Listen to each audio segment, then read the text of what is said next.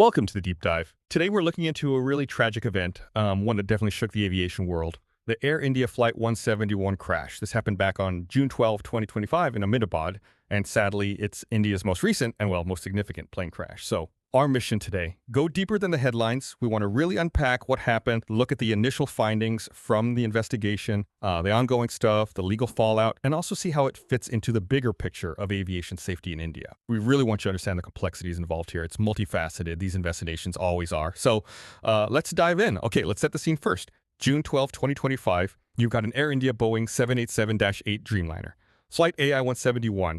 It's all set to go from Ahmedabad long haul to London Gatwick. Passengers settling in, crew doing their thing, standard procedure. But then, just 32 seconds after takeoff, 32 seconds, wheels up, still low, still climbing out, and something goes terribly wrong. The plane it didn't climb, it came down. And tragically, it hit the hostel block of BJ Medical College.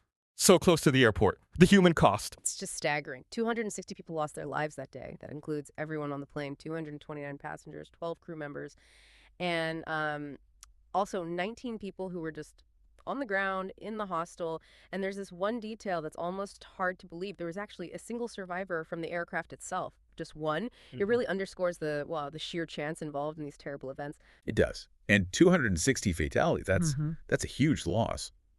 From an aviation safety viewpoint, what's immediately striking is how rare it is for something like this to happen right after takeoff. In those first few seconds, it's such a critical phase. You're low, you're fast. There's virtually no margin for error, no time to react if something major fails. Right. It's not like a problem at 35,000 feet where you might have minutes, maybe even longer, to figure things out.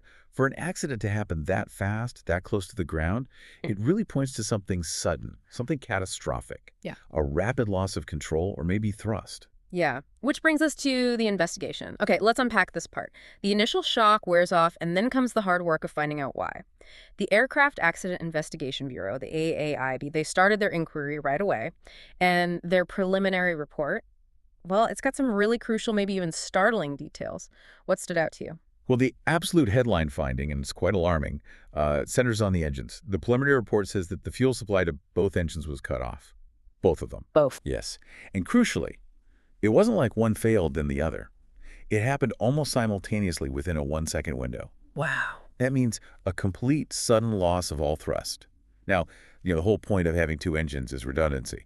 If one quits, the other should keep you flying. Right, that's the design philosophy. Exactly. So for both to be starved of fuel virtually instantly, Yeah. that's extraordinary and deeply concerning. It immediately makes you look at a very specific set of possibilities. Could it be a single point of failure in a shared fuel system? Some kind of weird software glitch hitting both engines? Yeah. Or perhaps some kind of unusual manual action? That is just stunning. A simultaneous fuel cutoff within a second. Almost unbelievable. And here's where it gets, well, really interesting and frankly quite chilling. The report didn't just rely on flight data. They got the cockpit voice recorder, the CVR, the box that records sounds and conversations in the cockpit. It gives investigators those vital clues about what the crew was doing, saying. And on the CVR, apparently it caught a piece of dialogue. One pilot asking the other why they had cut off the fuel. Just hearing that. A pilot questioning a fuel cutoff right then in those critical seconds.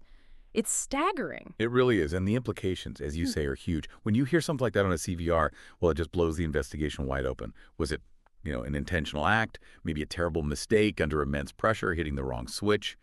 Takeoff is a high workload phase. Or does it point to some kind of severe malfunction? Maybe the pilots were reacting to something unexpected, something confusing, and one was questioning the other's action, or maybe even questioning what they thought the other had done. It brings human factors right to the forefront. Cockpit procedures, the design of those fuel controls.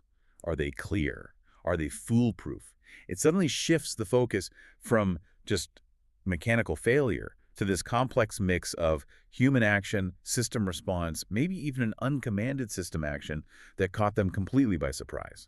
Investigators will be going over that audio meticulously, not just the words, but the tone, background sounds, everything leading up to it. So with these initial findings out there, the focus naturally starts shifting. Beyond the crash site, you start seeing these ripple effects, especially around accountability, what's happening on the legal side of things. Yeah, and it's fascinating, isn't it, how quickly the technical side overlaps with legal action. Some of the victims' families, quite understandably, are looking for answers, for justice, and they filed lawsuits, notably against Boeing, the manufacturer, and also Honeywell, who make key components.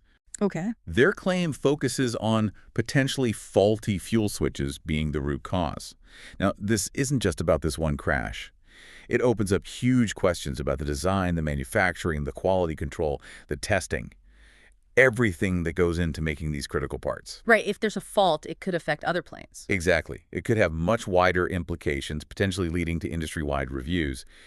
These lawsuits, though, they're incredibly complex. They can take years, involve deep forensic work, expert witnesses, digging through mountains of records. And while all that technical and legal stuff is going on, there's the human side, too. It's still incredibly raw for the families. Like the father of one of the pilots, he's publicly criticized the AAIB's preliminary report. He feels it's unfair. He's actually calling for a formal government inquiry. He believes the report and maybe selective leaks he mentioned have unfairly damaged his son's reputation, which just adds another layer of pain to it all. Yeah, and if we connect this to the bigger picture, it really highlights just how complex these investigations are. Yeah. You've got the technical search for what happened, aiming for objective facts. Then you have the legal battles, focused on liability and compensation. And layered on top of that, as you said, are the personal reputations, especially of the crew who aren't here to speak for themselves. It's a tough balance.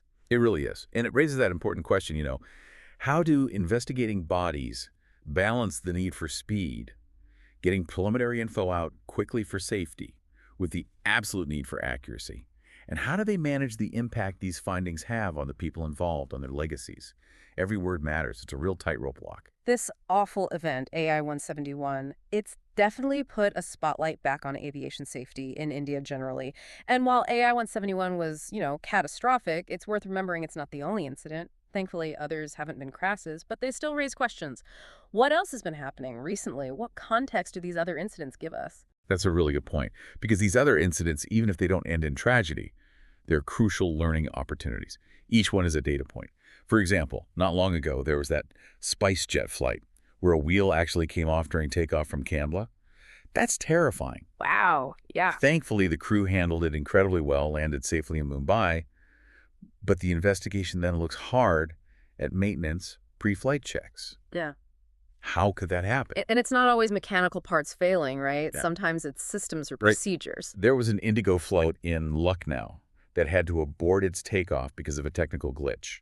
That tests your systems checks, your crew's ability to make that split-second decision to stop. Then you mentioned Jaipur Airport. There have been reports of several flights needing multiple landing attempts. Sometimes it's technical issues with the plane, sometimes maybe pilot decision-making in tricky weather, or issues with approach procedures. Each instance triggers a review.